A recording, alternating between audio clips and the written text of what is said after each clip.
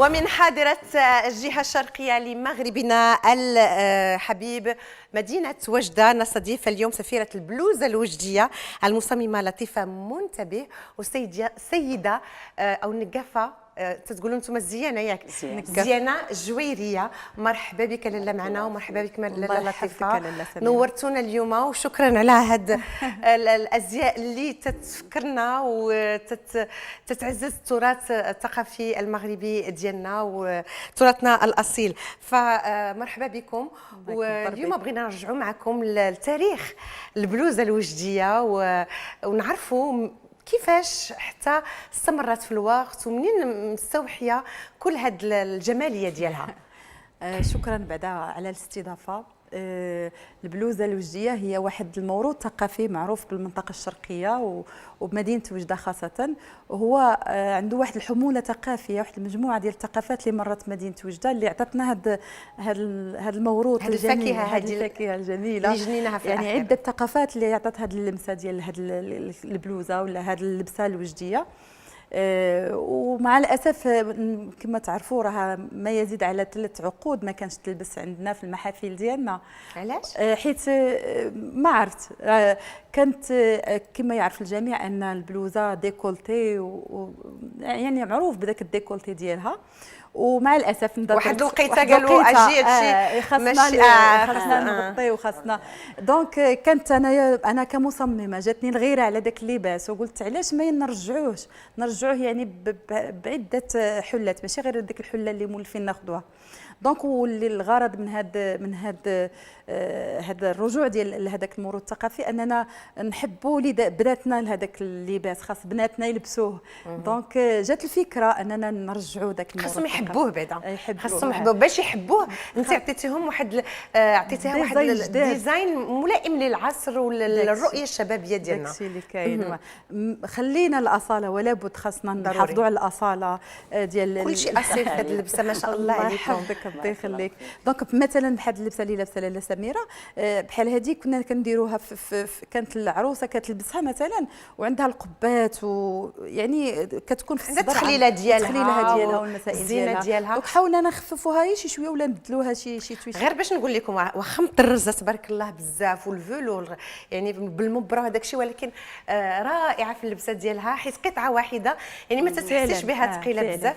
هنيئا لك بها وهنيئا لنا بك. انا غادي نمشي عند لاله جويريه ياك. عجبتني السميه ديالك جايه من الجوري.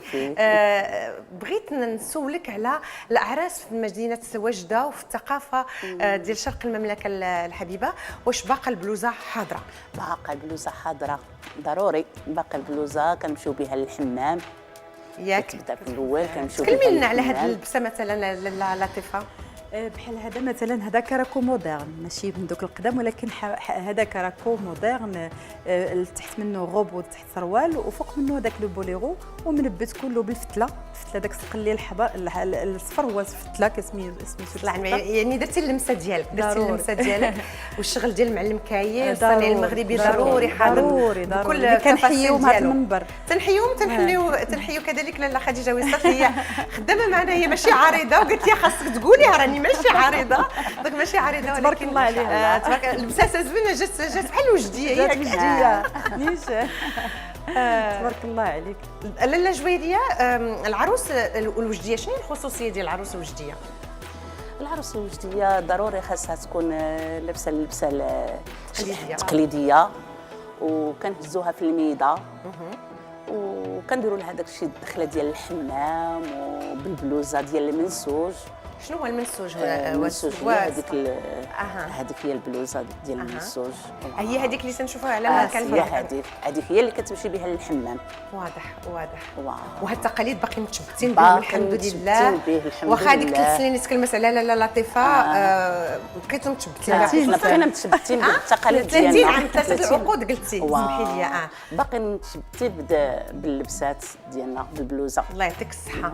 ورجعوا للحفلات والاعراس الحمد لله. الحمد لله. دابا هذا كراكو نقدروا نشوفوا عاوتاني بنتي عافاك العريضه تحيه السلهام ونشوفوا الكراكو لان غزال تيحمق شنو هي الخدمه اللي دايره لاله لطيفه هنايا؟ هذه الخدمه ديال المعلم بالفتله، الخدمه ديال المعلم بالفتله كلها منبته بالفتله وتنبات لي ستراس والموزون اجي دابا الوجديات ضروري يلبسوا ضروري البلوزه ياك. ضروري. انا نتمنى بان البلوزه خاصها تستعمل المملكه كامله. داكشي اللي هذا هو حاضره في كل الاعراس. هذا هو كيما نديروا الهدف. السوسيس، نديروا الصحراويت، نديروا الشده الشماليه، خاصنا نديروا البلوزه الوجديه ضروري من طنجه للقويره. علاش لا؟ داكشي اللي لانها كاين، داكشي روعه اللي في كاين. الحقيقه. الهنيه ليك لاله لطيفه. وعلى ذكر التاريخ ديال البلوزه، راه في الدار البيضاء كانت موضه واحد الوقيته التسعينيات ديال القرن الماضي، كانت موضه يعني فاش كنا تنفرقوا الامهات ديالنا في الاعراس والحفلات ديالنا كانت بالبلوزه الوجديه. لحد الان لحد الان بحال مثلا هذه بلوزه مودرن وبلديه او ميم طون، حيت وشوف بنيته صغيره جات تتحمق. والاضافه اللي زدنا عليها هذاك الديكولتي، هذاك هو اللي كان في البلوزه. كان شويه ماشي كاع الكتيفات يبانوا، ولكن دابا مع لي جون تبارك الله كلشي كيبغي يلبس يعني على حسب بحال الكسوه، بحال الكسوه فوالا بحال اون غوب. والسميطه حتى هي زدناها، كنا مداري بحال المراه الوجديه ولا بد انها تلبس معاها مضمه ديال الذهب ولي زاكسيسوار كلهم. الوجديه ضروري خاصها تلبس المضمه الذهبيه. كلشي. وعلاش ما درتوهاش الان؟ وانا اليوم وجديه وانت سالكم مضمه ديال الذهب. راه تستاهلي الله يهديك. انا فرحانه اليوم لان اون في اونور الثقافه ديالنا الوجديه الشرقيه المحضه. وهذه مده وانا ورئيسه التحرير لاله توريا فارسي مشكوره جدا تنفكروا اننا نديروا خاص على البلوزه الوجديه، وان شاء الله مازال غادي نديروا ايام اخرى خاصه على الثقافه الوجديه ككل، ماشي غير في اللباس التقليدي فقط. واخا دابا غادي نشوفوا يمكن غادي نشوفوا لبسات الحمام ياك. عاودي لنا على الطقوس الحمام لاله جويريه. كتكون عندنا العروسه ديالنا كنديوها للحمام، كنفرشوا الحمام. كتفرشوا؟ كنفرشوا. خاصها تمشي هكذا. هكا تمشي هي وصحاباتها لحد الان. لا ماشي. دابا اسمحي لي باش هذه ملاحظه مهمه، اننا الحيك كان شحال هذه كانت العروسه الوجديه ولا بد انها تحضر بالحيك وتمشي هي وصحاباتها للحيك، ولكن كما قلت لك داك هذه الثقافه مشات، ولكن رجعناها الحمد لله. دابا راه ولات موضه ان العروسه تدير صحاباتها وتمشي مع صحاباتها وتمشي انا هذه الموضه انا جو لا دوبتي في الدار البيضاء. انا بعدا كبيضاويه باغا هذه الموضه لان شوف هذه هويه ديالنا، هويه ديالنا ما خصناش نفرطوا فيها، وكيف ما قلتي خصنا ندوزوها لوليداتنا. شو هذاك الشيء اللي زوين. هذاك راه عندها 50 سنه ديك البلوزه ولا اكثر عاد، وهذاك الصدر ولا تنبات سميتو قشور الحوت. قشور الحوت. وهذيك بالمناسبه هذيك ديال الوالده ديالي الله يرحمها، وهي اللي نبتاتها بيدها، حيت كما يعرفوا الجميع. كانت عروسه يمكن ولا من هما معروف عليها الوجديات هي اللي كتصايب النقده ديالها ولا الشوار ديالها هي اللي كتصاوبوا، وهذيك راه تو فيها لامان كامله ما شاء الله. وهذاك الثوب اللي فوق شنو هو لاله لطيفه ديال الحيك؟ درتيه باللامي حيت الحيك بشحال هذه ما كانش بحال هكا. هذا واحد الثوب خاص بالحيك. هذا واحد الثوب عندكم ثوب خاص بالحيك. والله ما عرفت، كل واحد كاينوا الاسماء بزاف، ولكن هذا هو الثوب هذا كنقولوا له الحيك العشعاشي كيكون زعما ولا حيت تيرتي. واخا بغيت نجي على الجويريه، واش ضروري هذاك السطل النحاس والمضمه والنكاب وهذيك الشده ضروريين بالنسبه للعروس؟ ضروري بالنسبه للعروسه كديرهم. حنا كنقولوا لها البنيقه. شنو هي البنيقه؟ الفوقانيه. والتام ضروري حيت تكون عروسه وتكون انا شوف دابا تنهضر معكم واش كيتبورش، لان هذا الشيء انا تيحس في خاطري اننا نفرطوا فيه الحمد لله. وليداتنا خاصهم يعرفوا التاريخ المغربي الاصيل ديالهم كاين. وثقافتهم الاصيله اللي حافظ عليها المغرب منذ عقود وقرون. تبارك الله عليكم. غادي نختموا عرض الازياء ديالنا بالعروس، ونذكر بانك رئيسه او لا مديره ديال المهرجان البلوزه بوجده اللي انقطع ليه الظروف ديال كورونا، ولكن ان شاء الله مازال ان شاء الله لا تتم ايديسيون ان شاء الله مازال. ما شاء الله هذه العروسه الوجديه. اصيله. عاودي لنا على شنو فيها لاله. واو. الفوقاني شنو هذاك اللي الفوق؟ لا ماشي الفوقاني في اللباس، اللي فوق راسها، حيت بان لي هذاك الشيء مطرز بالجواهر وخيط الريح كيكونوا من الواحد حتى ل5.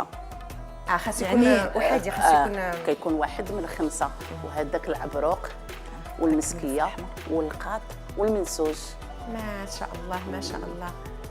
وهذاك الشيء هذاك التطريز اللي كاين في هذاك الشيء اللي المبرد الفوق ديال هذاك التطريز خاص بوجده وخاص بهذه اللبسه. عجبني هذاك لو فات بان كاين نص كم وتحت منه هذاك الثوب لو بوردو حتى هو منبت على حسب ما شاء الله ديال وكاين هو لوانات نفسه كثار اللي دايرها كيكون في العبروق.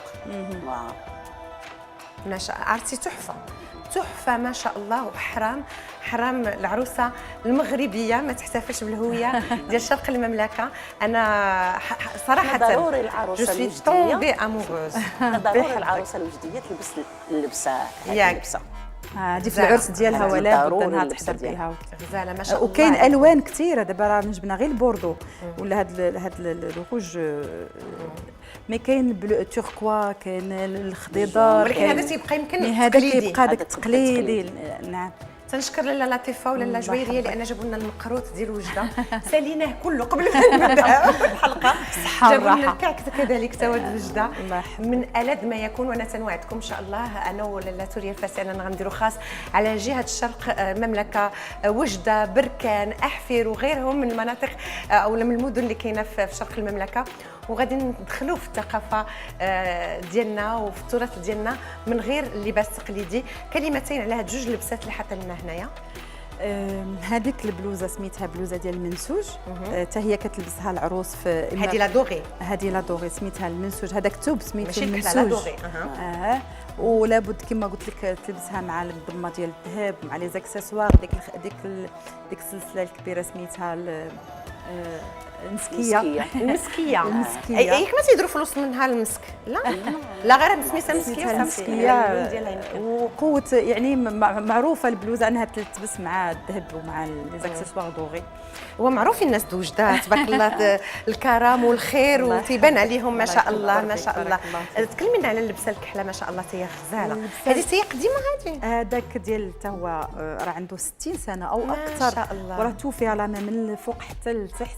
وهذاك البدعيه نقولوا لها البدعيه كتجي فوق نورمالمون قفطان ولا انا درت لها داك الستيل درتو لها على البلوزه عطيتيها شويه ينسى من العصر. انا ما عندي ما بغيتش نخرب فيها خليتها انتاكت بحال كيما ما محتاجه شيء حقيت كاع. ويلا درنا ديك البلوزه بحال اللوينات اللي كاينين في ديك. وتنشوف بان البلوزه هي اقرب لا غوب دو سواغي لا غوب سواغي ما شاء الله. شوف ديالك ما شاء الله كلها تترتي وتا هي بالايادي ديالك. تنحييك لاله لطيفه على الحضور ديالك من مدينه وجده. انت ولاله جويريه شرفتونا بالحضور ديالكم ومن خلالكم تنبعثوا التحيه والسلام لكل اخواننا بشرق المملكه. وكما وعدتكم ان شاء الله مازال غادي ندخلوا في التراث الثقافي ديالنا لشرق المملكه عما قريب.